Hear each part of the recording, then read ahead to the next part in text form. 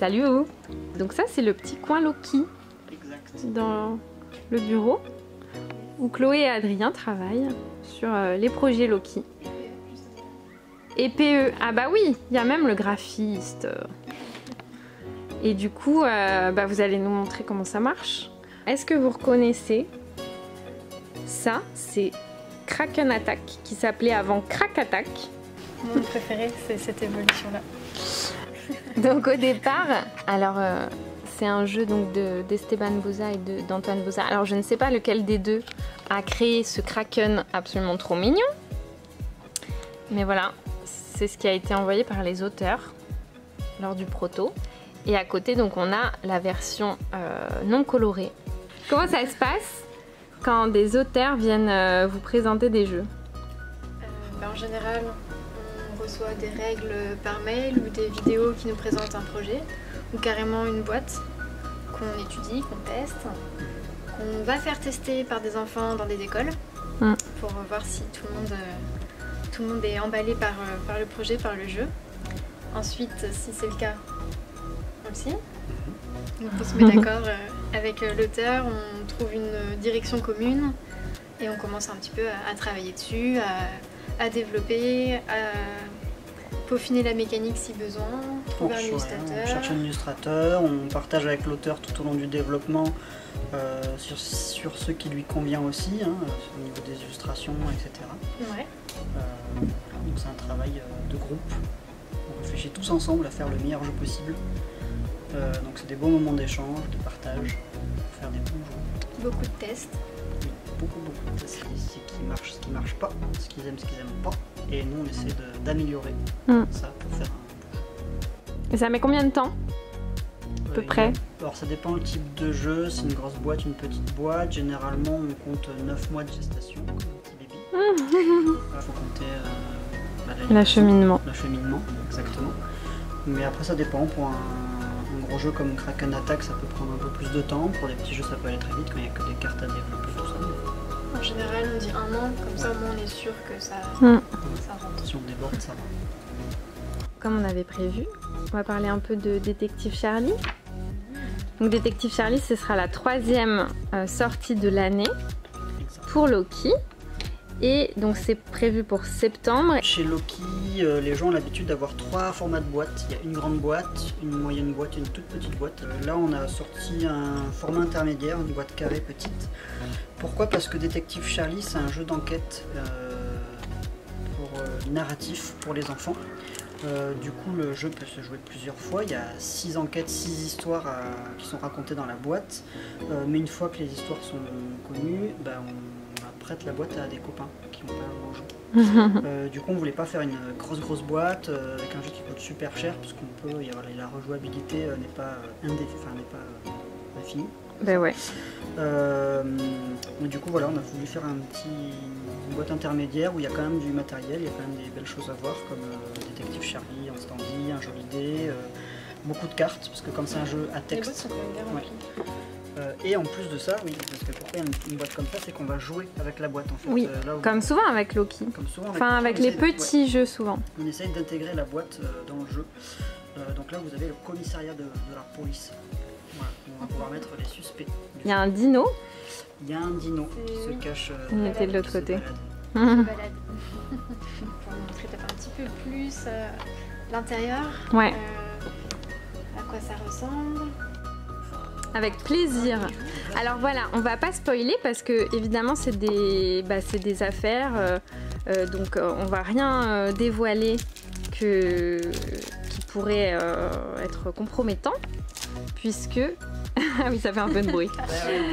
Puisque ça serait dommage de gâcher l'expérience de jeu, donc on va vous montrer, mais pas vous montrer en même temps.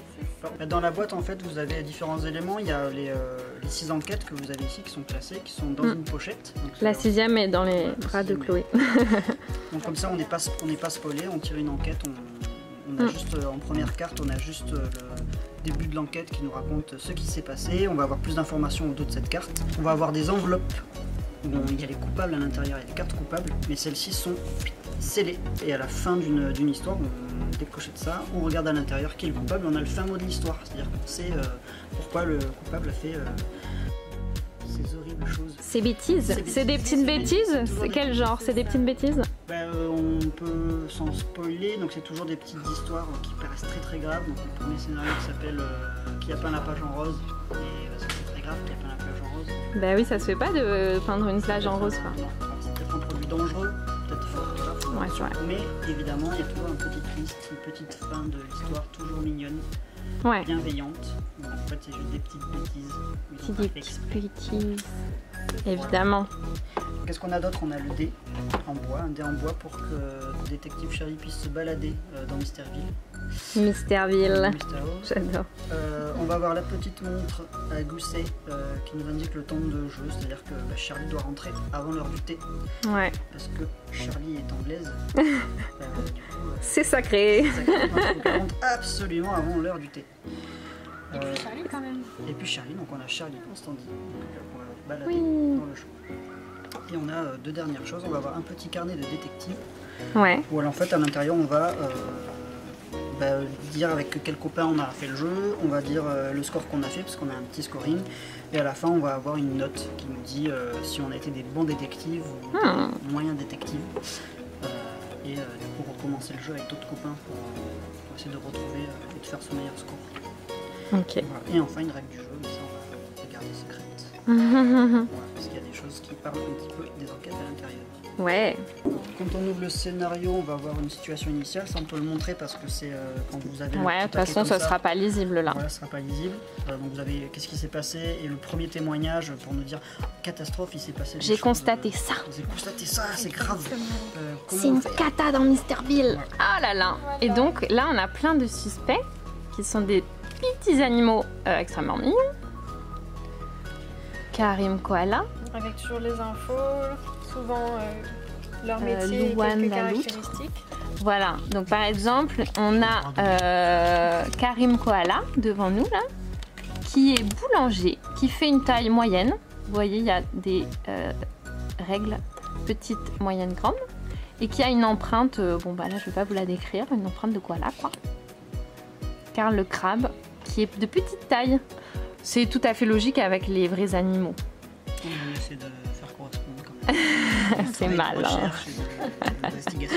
Du coup, vous avez été voir les tailles des animaux dans Wikipédia. On a les sur place, etc. Sur place, c'est encore mieux. Oui, c'est ça. Du coup, pour présenter rapidement le jeu, Oui. on a un des quartiers de Mysterville qui est représenté, on a mis les cartes en cercle. Donc là, c'est plutôt la plage. C'est plutôt la plage. Là, le premier scénario, c'est qui appelle la plage en rose, donc ça se passe à la plage.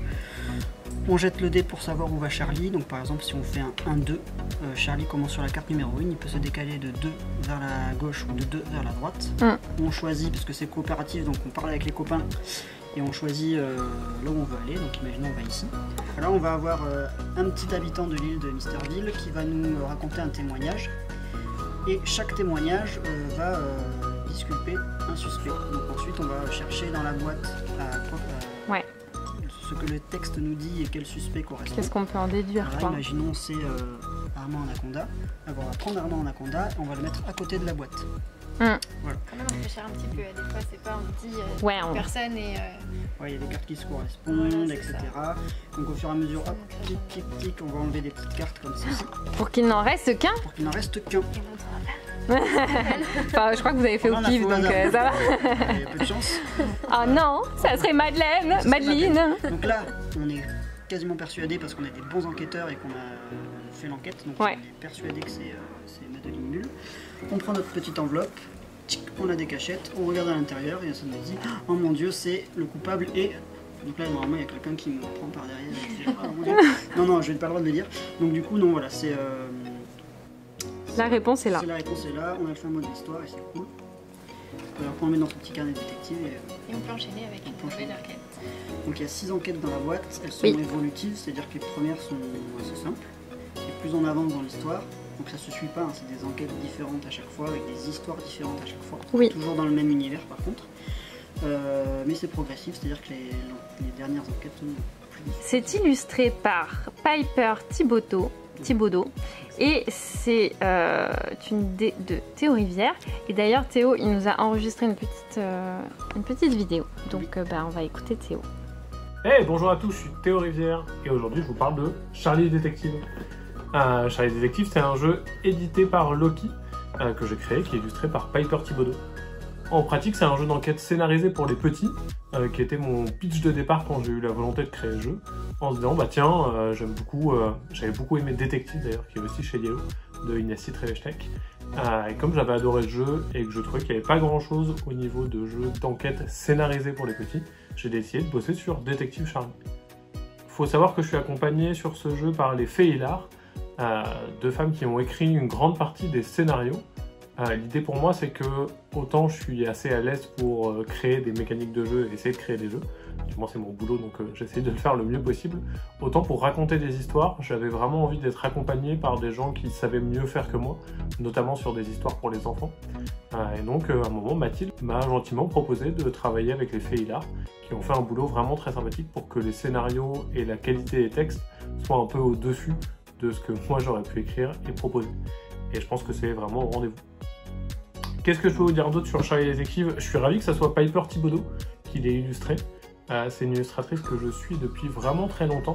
Et pour l'anecdote, quand j'ai fait mon premier prototype, tous les personnages du jeu étaient des illustrations de Piper que j'avais récupérées sur son ArtStation pour faire le plus joli proto possible et aussi pour avoir une cohérence entre les différents personnages pour qu'ils aient tous le même style graphique. Et quand le projet est arrivé chez Loki, j'ai émis le mot que j'adorais son travail et que ça serait très chouette de bosser avec elle, sans trop y croire parce que Piper est canadienne, je crois, et a beaucoup de travail, hein, c'est quelqu'un qui est très occupé et très demandé.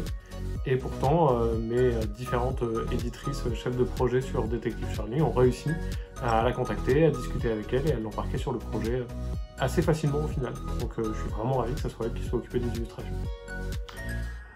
Non, c'est un jeu que j'ai été ravi de faire avec Loki. Il suivait un peu directement SOS Dino en termes de proposition de prototype. Il a mis un peu de temps à être édité, forcément il y avait pas mal de travail. Et il vient en grande partie du fait que j'ai été ravi de ma relation éditoriale sur SOS Dino. À la fois dans ma relation avec Aurélie, qui a vraiment fait du bon boulot, qui nous a bien tenu au courant avec Ludo, qui nous a envoyé des illustrations, etc. Et sur la qualité de l'édition. Mais sur la qualité de l'édition globale de SOS Dino, c'est du boulot qui est vraiment fantastique. Et donc c'est un truc qui est important pour les auteurs quand tu bosses avec un éditeur et que ça se passe bien, forcément ça te donne envie de retravailler avec lui ou avec elle. Et inversement derrière. Dans les trucs qui sont intéressants, c'est dans Charlie Détective, on va se balader dans une ville avec des animaux. Il n'y a pas d'être humain dans cette ville-là, on va être que sur des personnages qui sont des animaux. Ils ont d'ailleurs souvent un prénom et leur type d'animal. Charlie est donc genre Charlie Chat, on a Fifi Flamand, ce genre de choses. Et on a fait deux choses que j'aime bien, trois choses même, dans les noms des animaux. J'ai caché un peu de ma famille dedans. Alors j'ai pas d'enfants, mais j'ai caché les prénoms de mes neveux et nièces. Si vous les trouvez, chapeau, c'est cool. Il y en a trois. D'ailleurs, si vous m'envoyez un message avec les trois parce que vous les avez trouvés après la sortie du jeu, je sais pas, je vous féliciterai. On a également caché les différentes personnes qui ont travaillé sur le projet, alors pas toutes, mais quelques-unes. Et on a aussi fait en sorte d'avoir un spectre de prénoms un peu plus varié, et avoir plein de prénoms différents, de plein d'origines différentes, pour faire un casting le plus sexy possible. Et je suis vraiment très content des animaux, ils sont vraiment extrêmement choux, extrêmement choupis, et il y en a plein des très chouettes. En tous les cas, je vous aime tous, vous êtes tous beaux, surtout toi là-bas. Non, dans tous les cas, j'espère que Charlie Détective vous plaira. Le jeu arrive pour la fin d'année, donc je pense que c'est une sortie pour le mois de septembre. J'espère que vous vous amuserez bien, j'espère que le jeu vous plaira, que l'univers vous enchantera. Et puis, ouais, amusez-vous en tout cas. Des bisous.